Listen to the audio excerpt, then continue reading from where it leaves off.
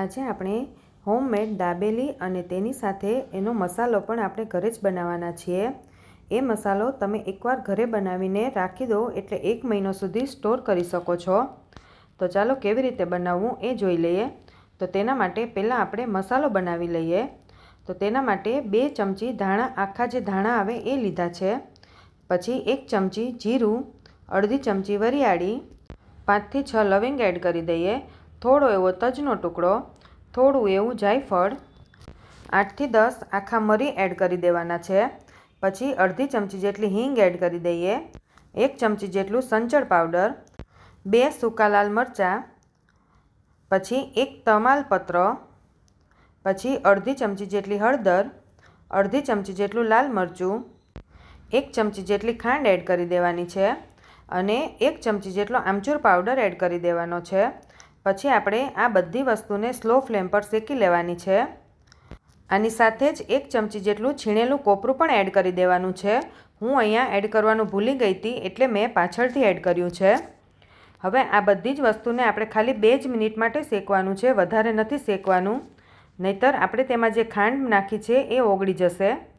આ બધું જ હવે આપણે ઠંડુ થાય પછી મિક્સર જારમાં એડ કરી દેવાનું છે.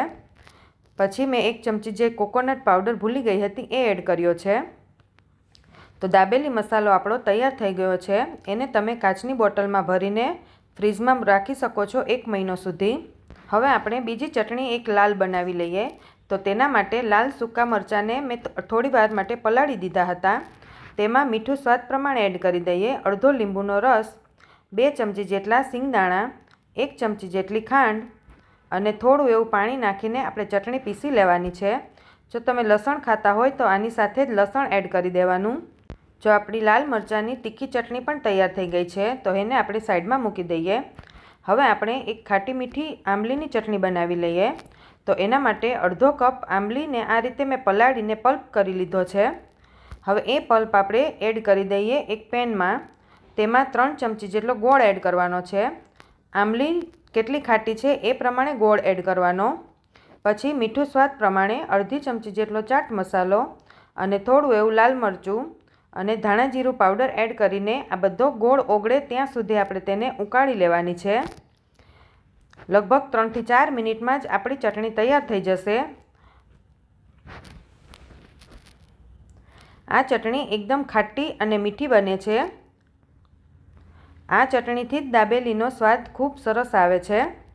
તો આ ચટણી પણ આપણી તૈયાર થઈ ગઈ છે. તમે જોઈ શકો છો પહેલાં કરતાં થોડી ઘટ્ટ થઈ ગઈ છે. તો હવે આપણે તેને પણ સાઈડમાં મૂકી દઈએ. હવે આપણે દાબેલીનો મસાલો બનાવી લેવાનો છે. તો તેના માટે એક પેનમાં આપણે 2 થી 3 ચમચી જેટલું તેલ એડ કરી દઈએ. તેલ ગરમ થાય એટલે બાફેલા બટેકા એડ કરી દેવાના છે. મેં અહીંયા 2 બટેકા બાફીને રાખ્યા હતા. પછી આપણે જે દાબેલીનો મસાલો બનાવ્યો છે એ 2 ચમચી જેટલો એડ કરી દઈએ. પછી મીઠું સ્વાદ પ્રમાણે, મીઠું આપણે મસાલામાં નાખ્યું છે એટલે મીઠું અને મરચું એ પ્રમાણે એડ કરવાનું. હવે આપણે આ બધો જ મસાલો સારી રીતે મિક્સ કરી લેવાનો છે. મસાલો તમે તમારા ટેસ્ટ પ્રમાણે વધારે ઓછો એડ કરી શકો છો. હવે આપણે મસાલો સારી રીતે મિક્સ કરી લીધો છે. અહીંયા ગેસની ફ્લેમ સ્લો જ રાખવાની છે. હવે આપણે મસાલો સારી રીતે મિક્સ કરી લીધો. પછી આપણે જે આંબલીનું પાણી બનાવીને રાખ્યું હતું એ 2 ચમચી એડ કરવાનું છે. પછી આપણે અડધો કપ પાણી એડ કરવાનું છે. આ એડ કરવાથી આપણે જે બહાર દાબેલીનો મસાલો આવે એવું જ સેમ ટેસ્ટ આવશે. હવે આ બધું સારી રીતે મિક્સ કરી લેવાનું અને તેને 2 મિનિટ માટે આપણે ચડવા દેવાનું છે. આ રીતે દાબેલીનો મસાલો તમે એકવાર ઘરે જરૂરથી ટ્રાય કરજો. ખૂબ સરસ બને છે. પછી આપણે તેમાં છેલ્લે લીલા ધાણા એડ કરી દેવાના છે અને પછી તેને સારી રીતે મિક્સ કરી દઈએ. તો દાબેલીનો મસાલો પણ આપણો તૈયાર થઈ ગયો છે. તો આપણે તેને એક ડીશમાં લઈ લઈએ. બહાર આપણે દાબેલીનો મસાલો કેવો ડેકોરેટ કર્યો હોય છે આપણે તેવો જ બનાવવાના છીએ. તો તેના ઉપર આપણે મસાલા સિંગ એડ કરીશું, દાડમના દાણા, થોડું આ છીણેલું કોપરું. તો આપણો બધું જ વસ્તુ તૈયાર થઈ ગઈ છે. તો આપણે હવે તેમાંથી દાબેલી બનાવી લઈએ. તો અહીંયા દાબેલીના પાઉં લીધા છે. તો તેને આપણે આ રીતે કટ કરીએ ટ્રાયેંગલ શેપમાં. એની બંને સાઈડ આપણે કટ કરવાની છે અને 2 સાઈડ કટ નથી કરવાની. હવે આપણે તેમાં જે લાલ ચટણી બનાવીને રાખી હતી એ એડ કરી દઈએ.